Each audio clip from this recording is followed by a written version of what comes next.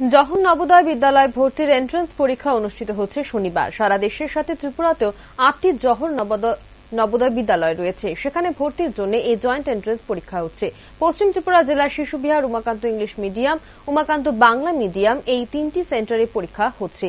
এই পরীক্ষায় মোট 737 জন রেজিস্টার করেছে পরীক্ষার জন্য। সংবাদ মাধ্যমের সামনে পশ্চিম জেলার প্রিন্সিপাল অধ্যয়া ভট্টাচার্য জানালেন, সারা দেশের সঙ্গে শনিবার ত্রিপুরায় জহর নবোদয় বিদ্যালয়ে ভর্তির এন্ট্রান্স পরীক্ষা অনুষ্ঠিত হচ্ছে।